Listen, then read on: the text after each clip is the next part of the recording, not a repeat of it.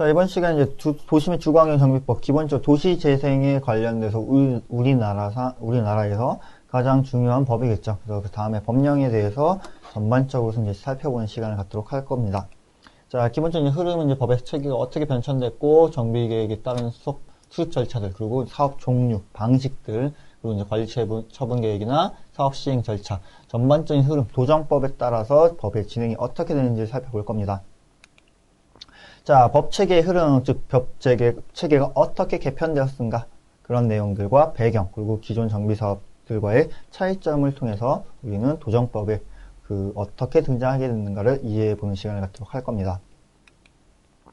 자, 법 체계의 개편, 종전 도시 재개발법 및 주택 촉진 건설법 등 어떤 거였어요? 과거에 도시 재개발법이 있었고 주택 건설 촉진법이 있었는데 그 개별법 등으로 운영되어 온 것을 언제? 2003년도 7월부터 도시 및 주거환경정비법으로 통합됐다. 그러니까 과거에 이제 도시재개발법이나 주택건설촉진법 등에 의해서 개별적으로 운영되는 것이 2003년 도정법, 도시 및 주거환경정비법으로 통합되었다. 그렇죠? 그럼 과거에 이제 재개발법에서 이제 뭐 시장 재개발이든 공장 재개발이든 도심 재개발이든 개별적으로 혼자씩 진행됐었고, 주택건설촉진법에 의해서 뭐 주택단지, 주택재개발 이런 것이 혼자씩 운영되는 것을 어떻게 했다? 하나로 합친 거죠. 이런 내용은 우리 도시개발법도 마찬가지죠. 도시개발법 같은 경우도 뭐 산업단지나 뭐 주택단지나 이런 것들 개별적으로 운영되는 것을 하나의 법으로 통합시켰잖아요. 그렇죠? 도정법도 마찬가지 흐름을 잡고 있다. 자, 사업의 일관성에 입각한 도시관리 및 정비가 필요하다. 그래서 선계획 후개발이라는 기본적인 목표가 갖고 있죠. 그래서 선계획 후개발 같은 개념은 2000년대 들어오면서 국토의 계획 및 이용에 관련한 법률, 국계법에 의한 기본적인 모티브죠. 그래서 마찬가지 도시재생도 선계획 후개발이라는 기본적인 플래닝을 잡아주고 그에 따라서 디벨롭먼트, 개발을 하는 기본적인 과정을 가져야 된다. 자, 도시 및 주거환경정비법에 의한 절차에 따라서 본다면, 즉 도시 및 주거환경정비법에 의해서 정한 절차에 의해서 본다면 도시 기능의 회복이 필요하거나 노후 불량 건축물이 밀집되어 주거 환경이 불량한 지역을 대상으로, 자, 노후 불량 건축물 어떤 거예요? 건물이 오래되고 낙후되고 상당히 안 좋은 건축물과 그런 시설들이 밀집해서 있다 보니까 주거 환경이 열악해지고 사람의 삶의 질이 상당히 낮아지는 그런 지역을 대상으로 도정법이 진행된다. 그러니까 정비 사업이 진행된다. 그래서 도로, 상하수, 공원, 공용주차장, 공동구 등의 정비 기반 시설을 정비한다. 기본적으로 우리가 도시계획 시설이라는 것은 50매까지가 있어요. 근데 도정법에서 정한 정비 기반 시설, 정비를 목적으로 해줘야 되는 그 도시의 주거 환경을 위해서 필요한 정비 기반 시설들은 도로, 상하수도, 공원, 주차장, 공동구 이렇게 나온다. 그래서 시행령은 지금 들어가면 좀 더 들어와요. 뭐 녹지도 나오고 뭐 이렇게 나오는데 여러분 기사 시험에서는 여기까지만 알아두셔서 크게 문제는 없다. 도시 환경을 개선하는 사업으로 주거환경 개선 사업, 주택 재개발 사업, 주택 재건축 사업 및 도시환경 정비 사업이 있고요. 가로 환경 정비 사업이나 이제 주거 환경 관리 사업 등 두 가지 사업이 더 있죠. 또 이 내용들은 추가를 좀 해보시고요. 법 내용 2개 더 6가지 총 도정법에는 6가지 사업이 들어와 있다는 거. 자, 과거에 이제 법제 개편을 좀 본다면요. 기본적으로 이렇죠. 주거환경 개선을 위한 임시조치법, 주거환경 개선을 위한 임시조치법에서 주거환경 개선 사업이 있었어요. 그렇죠? 이거, 그러니까 임시조치법이라고 하지만 기본적으로 뭔가 특별법이죠. 주거환경을 확실히 고쳐줘야 되는 법이 있었고, 도시재개발법에는 주택재개발사업이나 도심재개발사업, 공장재개발사업이 있었죠. 자, 요 앞에 있는 주택재개발, 도심재개발, 공장재개발 같은 경우는 개별적인 특징을 다 한번 살펴봤을 거예요. 도심재개발 같은 경우 도심지에서 재개발을 하는 기능 제고 목적이었다.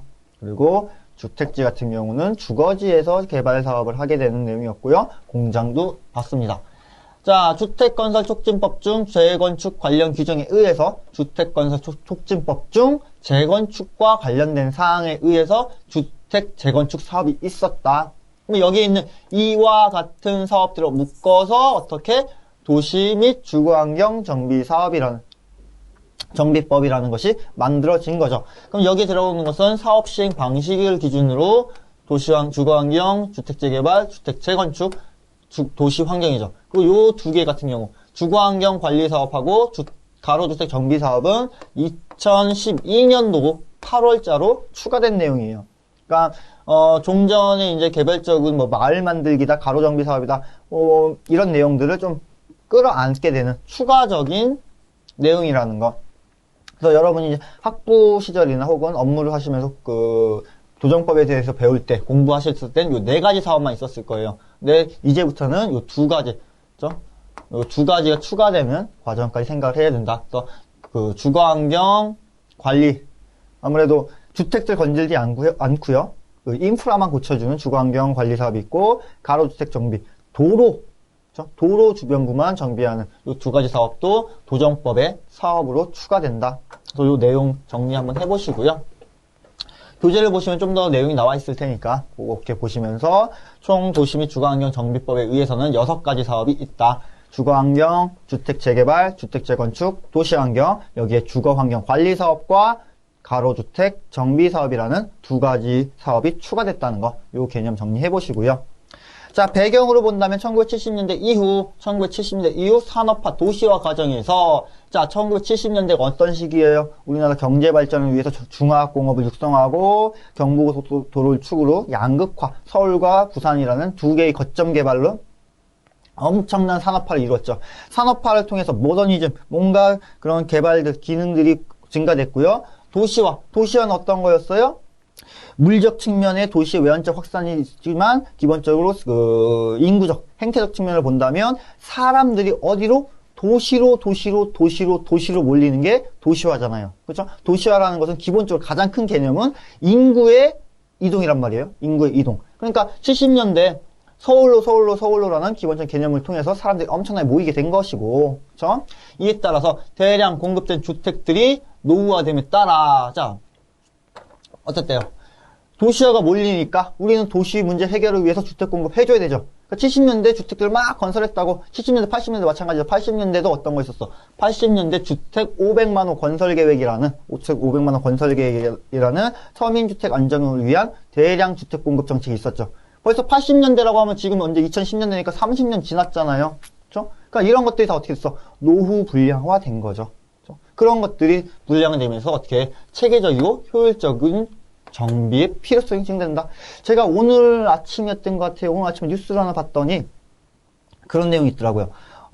서울에서 신혼부부들이 결혼을 하는데 내 집 마련을 해야 된다. 그래서 1억 2천을 기준으로 집값을 산정하더라고요. 그러니까 1억 2천이 어떤 기준인지 모르겠어요. 근데 1억 2천이 아파트라는 것의 마지노선이더라고요. 그래서 좀 뭐 동대문구나 조금 저쪽 강서구나 약간 서울 주변 지역은 1억 2천으로 이제 마지노선의 아파트를 구할 수 있고요.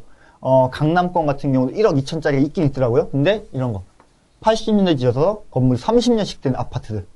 그러니까 뭐 잠깐 얘기해서 딴 데서 하긴 했지만은 아무래도 1억 2천 기본적으로 지금 아파트 세우기 뭐 4억, 6억 이렇게 한단 말이에요. 그러면 가격 싸잖아요. 싼 건 뭐겠어? 오래된 아파트다 보니까 노후 불량도가 상당히 심하다 보니까 그런 건물도 확 들어갔는데 TV 속에서 비친 화면이지만 상당히 와 저기서 어떻게 살지? 막 이런 느낌 들었단 말이죠. 그런 건물들을 어떻게 이제 재개발을 통하고 재건축을 통해서 새롭게 만들어주는 게 주거환경 개선 사업의 기본적인 목적이 된다. 자,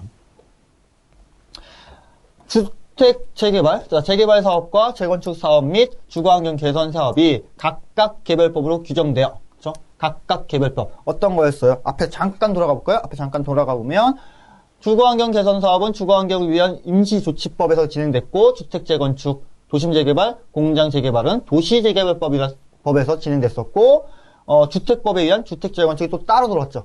그러니까 다 개별적으로 운영되다 보니까 분명히 이 모든 법들의 목적은 하나였다고. 어떤 거? 노후 불량화된 건축물이나 기반시설을 정비해서 도시 환경을 보다 쾌적하고 아름답게 만들어줘야 되는 것이 기본적인 목적이었는데 개별적인 법으로 따로 운영되다 보니까 분명히 문제가 있었다. 그래서 어떻게 하는 거예요? 주택 정비 사업을 통합하자. 그래서 종합적인 관리를 잡자. 자, 종합적인 관리를 잡자. 자, 그래서 일관성 있는 선계획 후계발에 입각해서 도시 관리를 도모하는 일관성 있고 체계적인 통합법을 만들었다. 그렇죠? 자, 그럼 이것에서 가장 중요한 개념이 뭘까요? 우선 선계획 후계발을 좀 인지를 해야겠죠. 그렇죠? 그러니까 어떤 걸 생각하면 되냐면 우리 주거지 정비 기본 계획이 있단 말이죠. 그렇죠? 주거 정비 기본 계획일 거예요. 그러니까 탑법에서 개별적인 법령에서 여기 하나, 여기 하나, 여기 하나, 여기 하나, 하나 다 따로따로 놀았다는 거죠. 그렇죠? 그러니까 탑법에서 개별적으로 놀았는데 이것을 한꺼번에 묶어서 컨트롤할 수 있는 법이 필요하다는 거죠. 그게 기본 계획이잖아요. 기본 계획, 우리 도시 기본 계획 같은 경우는 어떤 거예요? 도시의 장기적인 발전 구조와 발전 방향과 공간 구조를 제시하는 게 기본 방향이니까 도정법을 통해서 도시 재생, 도시 정비와 관련된 기본적인 사항을 만들어주자는 게 도정법의 취지겠죠. 그래서 큰 기본 계획상에서 개별적인 사업들을 진행할 수 있도록 해주자. 이게 도정법의 제정 목적, 법이 만들어진 목적이겠죠. 자, 다음으로 주택 재건축, 재개발 등 주택 재정비 사업과 관련한 각종 비리, 주민들과의 분쟁, 제도 운영상에 나타난 문제점을 보완에 필요함으로 인해서 추진됐다. 자, 무슨 말이에요, 이거? 주택 재건축, 재개발 등 주택 재정비 사업과 관련해서 각종 비리. 이거 영화 단골 소재잖아요. 각종 비리 누가 들어와? 조폭 들어오잖아, 조폭. 조폭 들어와가지고 막 철거하고 때려 부시고 돈 먹이고. 어떤 영화였죠? 그 영화 제목이 생각이 안 나는데, 이런 비리 하면서 추첨제를 하잖아요, 추첨제. 어떤 시행사, 어떤 건설사가 그 주택 재건축 재개발 사업을 할까. 근데 그 영화 속에 한 장면에 딱 떠오르는 게, 우선 탁구공으로 추첨제였어요. 추첨제 이렇게 탁구공으로 이렇게 딱 뽑아가지고, 그거 걸리는 사업 시행자가 이런 재건축 재개발 사업을 하는 건데, 냉장고에서 얼렸던 탁구공을 번호를 써서 넣어놓은 거죠. 그래서 계속 만지면서 차가운 거 골라서 뽑아주는 그런 비리 과정이 있었고, 그 비리를 하기 위해서 뭔가 공무원에게 압박을 가하고 있는 그런 모습도 영화의 한 장면으로 나왔죠. 그러니까 그런 것도 있었고, 이런 주민들과의 분쟁? 여러분 많이 알고 있는 용산 사태 같은 거 다 뭐예요? 이게 다 분쟁 사태잖아. 이런 문제들이 너무 많았다. 그래서 효율적인 통합 관리를 하기 위해서 효율적인 통합 관리를 하려면 제도 운영을 우선 기본적으로 투명할 수 있는 누구나 볼 수 있고 오픈된 절차를 만들어서 그 틀에 맞게끔 우리가 민주사회라고 하는 것은 기본적으로 절차와 합리성에 의해서 진행돼야 되잖아요. 그렇죠? 그러니까 민주주의의 가장 베이스가 깔리는 게 합리주의고 합리주의라는 건 절차에 입각한 계획의 실현이다 보니까 그런 것들, 그런 제도의 뒷받침을 해줬다. 자, 기존 정비사업과의 비교를 잠깐 본다면 도시재개발법에 의한 재개발 사업과 주거환경정비법에 의한 주거환경정비사업, 주택건설촉진법에 의한 재건축 사업에 관한 규정을 통합했다. 그러니까 도정법이 정말 어려워요. 정말 어려운 게 탑법에서 얘기했던 걸 하나하나 다 섞었잖아. 목적은 하나였어요. 어떤 거? 도시 환경의 정비라는 정말 도시 재생이라는 우리 협의적 의미의 물리적 공간 구조의 변화, 광의적 의미의 사회, 경제, 문화적 다방면에 의한 변화를 다 잡아줘야 되는데 이러한 변화를 하기 위해서는 그 과거의 탑법 개별적인 법령에서 너무 많았다는 거죠. 그걸 하나로 뭉치다 보니까 분명히 엄청 복잡해지겠죠. 그런 것도 이제 다 하나하나 파헤쳐 보면서 여러분 설명 좀 들어갈 거예요. 자, 노후 불량 주택을 정비하기 위해 재개발, 재건축, 중앙 개선 사업을 각각 개별법에 따로 운영되면서 일관성 있고 이제 체계적인 관리가 미흡했다. 그러니까 노후 불량 주택의 기준이라는 것이 탑법 개별적인 법령마다 기준이 달랐단 말이에요. 그러니까 어떤 법에서는 뭐 건물에 외관이 없어야 되고 어떤 거에서 무슨 건축비가 너무 많이 들어야 되고 분명 기준이 다 달랐어요. 그러다 보니까 하나의 틀에서 하나의 기준, 통합 기준을 만들어주고 그거에 맞춰주는 거죠. 그러니까 노후 불량 건축물의 기준은 뭐다? 그럼 뭐 예를 들어 이런 거예요. 과거 뭐 재개발법에서는 노후 건축물의 기준이 건설된 지 20년 기준이다. 근데 어떤 법에서는 노후 불량 건축물의 기준이 뭔가 이렇게 쓰러져지고 외관상이 보여지는 게 상당히 안 좋다. 이런 기준이 분명히 달랐단 말이에요. 분명히 개발하고 새롭게 만들어야 하는 대상, 노후 건축물이라는 대상은 동일한데 그 대상을 바라보는 기준이 법마다 달랐으니까 얼마나 운영상이 힘들었겠어요. 그러니까 그것을 하나로 통합하자. 그게 도정법이다. 1972년에 있었던 주택건설 촉진법에 따른 주택재건축 사업, 1976년 도시재개발법에 있었던 재개발 사업, 그리고 89년 도시 저소득 주민의 주거환경 개선을 위한 임시조치법에 의한 주거환경 개선 사업이 하나를 다 섞어서 만든 것이 도시환경 정비법이다. 그래서 도정법에 대해서 기본적인 베이스를 좀 알아두시고, 우리가 이런 법제의 개편을 알아야 되는 이유가, 여러분이 우리 분야에 나올 거잖아요. 그렇죠? 여러분이 도시계획 분야를 할 거란 말이에요. 그러면 아마 일선에 나와서 가장 이렇게 벙 찌게 되는, 우리 좀 머리가 아파오는 게, 여러분은 학부 시절이나 지금 시점에서 도정법에 따른 것은 주거환경, 주택재건축, 주택재개발, 도시환경 이렇게만 알고 있단 말이에요. 근데 과거에 재개발 사업은 도심재개발, 주택재개발, 공정재개발이 다 있었어요. 근데 이게 과거법이란 말이야. 그럼 과거에 있었던 건 없어져야죠. 그런데 현실 세계에서는 다 남아있단 말이에요. 여러분이 엔지니어링 들어가서 도시 관리 계획을 한다? 그러면 딱 봤는데, 사업 구역, 사이트 구역계가 있어요. 근데 그 구역을 뭐 도시 주택 재개발 사업을 만들었대. 혹은 도심 재개발 사업을 만들었대. 그럼 이런 과거의 변천 역사를 모르면, 이거 뭐지? 어떤 걸로 만들었지? 벙찐다는 거예요. 그래서 저도 경험은 있었던 것 같아요. 엔지니어링에서 지금 실무 경험을 했을 때, 막 1단위 주택지 조성 사업. 정말 처음 보는 사업들이고, 공부했을 때, 필기 공부를 하거나 뭔가 학부에서 공부했을 때 처음 보는 용어들이 막 나왔단 말이에요. 근데 그런 것들이 과거로부터 있었던 법들, 그런 흐름들이었다는 거. 그래서 여러분들 이런 법제의 흐름, 변천 같은 걸 알아두시는 게 여러분의 지식을 좀 더 폭넓게 넓히는 데 도움이 된다는 거 알아두시고요. 자, 세 개의 사업을 통합 및 종합 관리로 사업의 일관성, 선계획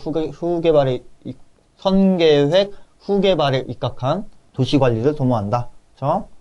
그리고 산업화 도시화 과정에서 대량 공급된 주택 노후화를 이제 체계적 효율적으로 관리 정비를 필요하기 위해서 도정법은 만들어진다. 자, 이렇게 보시면 기본적인 도정법의 법의 변천 볼 수 있겠네요. 자, 그럼 이제 과거에 이제 그 도시재개발법에 의한 재개발 사업들, 도심재개발, 주택재개발, 공장재개발이 있었죠. 그 법과 주거환경 개선을 위한 임시조치법에서 진행되고 발전 계승된 우리 도정법에 들어온, 그렇죠? 그 법들. 그러니까 비교를 한번 해보자고요. 그러니까 지금 도정법에 크게 보면, 도정법에 크게 사업이 4개가 들어온단 말이에요. 6개인데 그 2개 새로 들어온 걸 제외하고 4개를 비교를 했을 때 재개발법이 어떤 거였어요? 도심재개발, 주택재개발, 공장재개발이잖아요. 그렇죠? 그런 것들이 보면 거기에 주택법에 의한 주택 재건축이 있었죠. 그것들이 보면 도시환경, 그리고 도시환경, 주택 재개발, 주택 재건축을 묶어주는 게 과거 재개발법이잖아요. 그렇죠? 재개발법의 흐름을 보면 재개발법에는 도심 재개발, 공장 재개발, 주택 재개발이 있었고, 건축법에 의해서 주택 재건축이 있었죠. 그렇죠?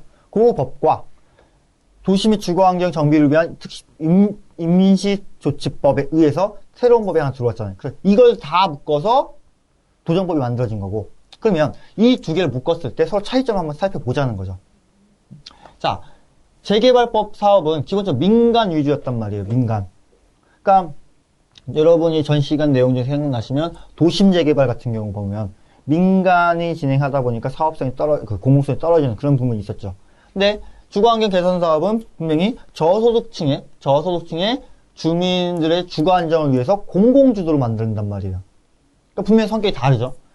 재개발 같은 경우 민간의 사업 추진, 민간의 개인적인 욕구에 의해서 만들어지니까 두 개가 분명히 달라지는 거고, 지구 지정, 사업성의 수익이 높은 곳에 지정을 해서 그곳을 개발한다. 수익성이 상대적으로 낮은 지구에 제정한다. 그러니까 수익성이 상대적으로 낮다는 건 어떤 거예요? 아무리 저소득층이 살고 있다 보니까, 저소득층들이 많이 살고 있다 보니까 낫겠죠. 뭐 그쪽에 사람들 들어오는 것도 그렇고, 저소득층이 많이 모여 산다는 건 주변 지역의 인프라도 부족하고, 뭐 산골짜기고 달동네 이런 데잖아요. 그러니까 그러다 보니까 분명히 지구 지정의 방식도 달라지는 거고, 적절한 사업 방식, 자, 전면 철거 및 철거 재개발을 통한 했다. 그러니까 민간에서 그냥 전면 철거하는 거죠. 그러면 주거환경 어때요? 지구 특성에 따라서 현지 개량 방식과 공동주택 건설 방식, 복합 방식 등을 선택적으로 만들었다. 그러니까 기본적으로 그 거주민들의 주거 문제를 해결해 주는 거잖아요. 이주대책 마련해주고 순환재개발 방식 채택해주고, 뭔가 그곳에서 부족한 것들, 개량 방식, 우리 재개발 방식 중에도 두 개 있었잖아요. 순환재개발이 있고 개량재개발이 있었고, 개량재개발은 수복 재개발 방식의 하나로서 필요한 기반시설과 인프라만 바꿔주는 조금 소극적인 방식들, 이런 것들이었단 말이에요. 그러니까 과거에 있었던 도시재개발법에 있었던 뭐 도심재개발, 주택재개발, 공장재개발, 주택법에 있었던 주택재건축, 이런 것들은 좀 민간 위주의 약간 좀 이렇게 수익성 창출을 목적으로 했다면, 주거환경에 의한 임시조치법에서는 그 저소득층들을 위한 목적으로 만들었다. 근데 이 두 개를 지금 하나로 합친 거잖아요. 어떻게 보면 분명히 다른 것들을. 그래서 이렇게 합치게 되는 계기를 좀 살펴보면서 이제 도정법에 대해서 이제 슥 들어가 보죠. 이제 도정법에 대한 베이스는 다 끝났어요. 그러면서 이제 우리는 다음 단계 재정착 지원과 공공성까지 한번 살펴보자. 자, 재정착의 지원에 대해서는 어떻게 했을까? 자, 과거 재개발 사업 등은 공급 면적에 대한 최소한의 규정, 그리고 예외의 배려를 없었다. 그러니까 면적에 의한 뭔가 보여진 숫자에 의해서 그런 재정착률에 대해서 제고를 했다. 그러니까 아무래도 이제 재정착을 하는데 지원이 없었다는 거죠. 자, 다만 토양 평수의 비율이 상대적으로 높고 주민 재정착 지원 마련을 방안해서 상대적으로 좋았다. 무슨 말이에요? 그러니까 재개발 같은 경우는 아무래도 그 수익성 위주를 하다 보니까 기본적으로 비싼 거 만들어주는 거죠. 어떤 개념을 생각하면 되냐면, 그러니까 간단하게 생각해 볼게요. 100평짜리 아파트를 한 개 파는 경우와 30평짜리 아파트를 3개를 판다는 경우, 그렇죠? 둘 다 100이잖아요. 그러면 어디가 건설업자한테 이익이 남아요? 어디가? 이게 이익이 남는단 말이에요. 큰 평형을 파는 게. 왜 그러냐면 간단하게 생각해 볼게요. 100평에 욕실 하나 있어서 욕조 하나 넣어주면 돼요. 30평에는 3개 집이죠. 욕실도 몇 개 들어가야 돼? 3개 들어가야 되죠. 이 말은 뭐야? 인프라와 같은 기반시설들을 많이 넣어주다 보니까 개발업자 입장에서는 사업 수익성이 떨어진단 말이죠. 그러니까 재건축 재개발 같은 경우 기본적으로 크게 해서 후딱후딱 팔아버리는 거고, 주거환경 개선 사업은 공공의 그 컨트롤을 통해서, 공공의 관리를 통해서 작은 소형 규모들이 많아진다는 거. 요 개념은 이따 우리 도정법의 디테일한 사업 방식들을 좀 더 디테일하게 볼 때 다시 한번 개념이 나올 거예요. 그러니까 공공의 참여가 높으면 높을수록 소형 평수가 많아지게 되는, 즉 거주민들이 더욱더 많이 들어올 수 있고 저렴한 주택을 공급하게 되는 방안이 만들어지고 된다는 개념들 보시면 될 것 같고요. 자, 공공성. 공공이 통제하기 힘들었다. 기본적으로 사업성 위주고 이제 공공의 컨트롤을 잘 받지 않았다면 사업 주체 및 시행자가 공공으로 되므로 공공성이 강화되고 강화를 위한 정책적 개입의 가능성이 높았다. 민간 위주란 말이에요. 민간이 왜? 민간은 수익성을 위해서 움직였고, 주거환경 같은 공공에서 저소득층의 거주환경의 개선을 위해서 들어오다 보니까 공공에서 진행하면 뭐 절차 같은 거나 협의 같은 거나 쉽게 진행되겠죠. 그러다 보니까 좀 더 공공성에 대해서는 높게 볼 수가 있는 사업이었다. 이렇게 한번 살펴보고요.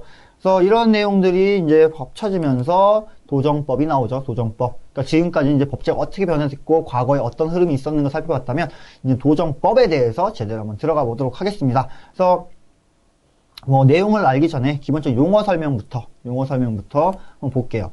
자, 도정법의 목적, 법의 목적이죠. 자, 제1조예요. 자, 제1조를 본다면 이 법은 도시 기능의 회복이 필요하거나 필요하거나 주거 환경이 불량한 지역을 계획적으로 정비하고 노후 불량 건축물을 효율적으로 개량하기 위해서 기본적으로 전반적인 지역을 정비하고 노후 건축물을 개량하기 위해서 필요한 사항을 규정함으로써 도시 환경을 개선하고 주거 삶의 질을 높이는데 이바지함을 목적으로 한다. 그냥 법의 내용이죠. 그렇죠? 그냥 법에서 그냥 이렇게 명시했다. 그래서 기본적으로 도시의 기능 회복이라는 것 자체가 도시 재생이라는 개념일 것이고요. 그 도시 재생의 타켓이 어떤 거예요? 해당 지역을 정비하는 거. 어떻게? 계획적으로. 우리 선계획 후개발이라는 기본 개념이 있었고요. 그렇죠? 노후 불량 주택을 효율적으로 개량해서 무엇을 만들어? 주거 생활의 질을 높이는 거고 도시 환경을 개선하는 거죠. 뻔한 목적이에요. 뻔한 목적. 근데 분명히 이런 것들 앞에서 얘기했던 배경에 의해서 다 이해해 보시면 될 것 같고요. 그럼 이제 노후 불량 건축물이라는 거 되게 많이 나왔어요. 노후 불량 건축물이 도대체 뭐냐? 건축물이 훼손되거나 망가지거나 일부가 멸실되어 없어졌을 때요. 그죠? 망가지거나 없어졌을 때 붕괴. 그 밖에 안전에 우려가 있는 건축물. 그러니까 건물이 망가지거나 없어져서 무너질 우려가 있는. 그런 게 노후 건축물이라는 거죠. 우리 흔한 말로 쓰러져 가는지. 이런 게 노후 불량 건축물이다. 혹은 도시 미관의 저해, 건축물의 기능적 결함, 부실 시공 또는 노후화로 인해서 구조적 결함이 있는 건축물. 도시 미관의 저해, 어떻게 보면은, 이 예가 맞을지 모르겠지만, 한 2000년대 초반이었나요? 90년대 초반이었나? 우리, 일본 총독부 건물의 철골 구조 없애봤잖아요. 그런 거 보면은 기본적으로 역사적인 뭐 사건도 있었겠지만 도시 미관을 해친다는 그런 개념으로 볼 수도 있겠죠. 그러니까 그런 것들 혹은 구조적 결함이 있어서 무너진다. 부실시공. 그러니까 부실시공이라는 게 부실시공 진단을 받으면 사건이 터지기 전에 없애야 되죠. 그렇죠? 그거 그렇지 않고 내비두면 갑자기 무너져봐요. 그 사람들 다 어떻게 해? 옛날 우리 막 성수대교 무너진 거 이런 것들 그런 거 다 부실시공이고 삼풍백화점 이런 것들도 보면 부실시공을 위해서 만들어진 불량 건축물이잖아요. 그렇죠? 그러니까 노후라는 건 앞에 노후 불량이라는 건 분명히 안 좋은 것들이니까 그런 건축물들이 노후 불량 건축물이다. 자, 주변 토지 이용 상황 등에 비추어 주거 환경이 불량한 곳에 소재했다. 주변의 토지 이용에 뭐 봤을 때 뭐 좀 안 좋은 환경들이 갖췄다. 쓰레기 매립장 같은 건 도시적이 없겠죠. 그러니까 뭔가 조금 좀 나대지가 있고 공터가 있고 그런 곳에 뭉쳐진 지역. 혹은 건축물을 철거하고 새로운 건축물을 건설하는 경우 그에 소요되는 비용에 비하여 효용이 현저하게 증가가 예상되는 지역. 말이 좀 어렵죠. 무슨 말이야? 간단하게 그 건물 개보수하는 것보다 그냥 철거해서 하는 게 훨씬 싸다는 거. 그렇죠? 그런 개념으로 좀 받아들이시면 될 것 같아요. 그래서 노후 불량 건축물이라는 건 기본적으로 오래돼서 붕괴 위험이 있거나 뭔가 부실 시공 등으로 인해서 안전상의 우려가 있는 건축물들을 우리는 노후 불량 건축물이라고 정의하고 있다. 자, 시설은 이제 정비 기반 시설이라고 해요. 그러니까 우리가 그 도정법에 의해서는 노후 불량 건축물이나 정비 기반 시설의 그 노후도에 따라서 뭔가 열악하다, 극히 열악이 뭐 이런 말 나오죠. 그래서 그런 정비 시설은 뭐가 있냐? 도로, 상하수도, 공원, 공영주차장, 공동구, 그 밖에 주민생활에 필요한 가스 등의 공급시설로 대통령령이 정한다. 대통령령으로 정하는 건 뭐 공원도 있고, 녹지도 있고, 등등 있어요. 그러니까 이와 같이 우리가 도시생활에 필요해서 여러분이 살아감에 있어서 실질적인 생활에 필요한 시설들. 그러니까 도시계획 시설은 학교, 문화시설, 공공청소 다 들어오잖아요. 근데 그거는 내가 살아가는 데 있어 나의 삶의 질을 위해서는 뭐 서포트를 해주겠지만 필수적인 요소는 아니란 말이에요. 근데 도로 같은 거 분명히 있어야 되는 거고 상하수 있어야 최소한의 기본 수요, 기본 수요 욕구에 따라서 할 수 있는 삶의 질이라는 거죠. 그러니까 이런 시설들이 불량하면 삶의 질이 안 좋기 때문에 고쳐주자. 경비시설 나왔고요. 공동이용시설, 말 그대로 공동으로 이용하는 시설이겠죠. 그래서 주민들이 공동으로 사용하는 놀이터, 마을회관, 공동작업장 등 그 밖에 대통령령으로 정하는 시설들을 시설이라 하겠다. 그러니까 이런 것들은 어떤 거예요? 개개인에게 서포트하는 것이 아니라 그 마을 전체 사람들이 함께 사용하는 공동시설을 재정비 해줌으로 인해서 그 도시 속에 커뮤니티가 만들어질 수 있게끔 해주는 그런 개념으로 접근해보면 되겠죠. 자, 정비구역이라는 것은, 자, 이게 조금 헷갈릴 수 있어요. 그러니까 구역과, 사업과, 계획과 이렇게 다 달라지는데, 우선 정비구역부터 볼게요. 정비 사업을 계획적으로 시행하기 위해 지정 고시된 구역이에요. 말이 좀 헷갈릴 수 있거든요. 근데 정비구역이라는 건 간단하게, 정비 사업을 하기 이전에 이곳에 정비 사업 할 수 있습니다라고 지정하는 거예요. 그러니까 지정이 먼저죠. 여기, 요 땅에 정비 사업 하자고 지정을 하면 이 땅에서 사업을 하고 계획을 수립하고 사업을 하는 거예요. 구역, 계획, 사업. 구역, 계획, 사업. 구역이 뭐다? 여기 불량하대요. 노후 건축물 상당히 많아가지고 멸실에 묻어있고 막 이렇게 안 좋대. 그러면 구역 지정하는 거야. 구역 지정하면 어떻게 돼? 아, 여기 구역 지정됐으면 이제 이 사람들끼리 모여서 조합을 만들어주고 이렇게 해가지고 재건축 어떻게 하겠다. 계획을 만드는 거죠. 그렇죠? 플랜 짜고 토지용 짜고. 그래서 오케이 사인 떨어지면 사업. 실질적으로 땅 밀어버리고 건물 철거하고 새로운 건축물 진행하고 이런 과정들. 그래서 구역 지정 단계가 가장 빠르다는 거. 그래서 구역, 계획, 사업. 구역, 계획, 사업이라는 순서로 좀 인지를 하시고요. 자, 주택단지라는 것은 주택 및 부대복리시설을 건설하거나 대지로 조성되는 1단위 토지를 말하면서 주택건축법에 따라서 건축허가를 얻어 아파트 또는 연립주택을 건설하는 1단위 토지다. 자, 이렇게 보시면 될 것 같아요. 자, 대지. 정비사업에 의해서 조성된 토지라고 보면 될 것 같고요. 자, 주택공사 등은 한국토지공사와 주택사업 등을 위해서 설립된 지방공사, 그렇죠? 시행자에 대한 요건이고요. 토지 등 소유자라는 것은 정비구역 안에서 토지한 토지 또는 건축물과 그 부속 토지 및 부대복리 시설의 소유자와 그 소유자 또는 그 지상권자, 즉 권리를 가지고 있는 사람에 대해서 보면 됩니다. 그래서 용어에 대해서 좀 빠르게 넘어오긴 했는데요. 우리가 다음 시간에 잠깐 다시 한번 살펴보도록 하는 걸로 하고요. 다음 시간에는 보다 조금 더 내용을 구체적으로 한번 들어가 보도록 하겠습니다.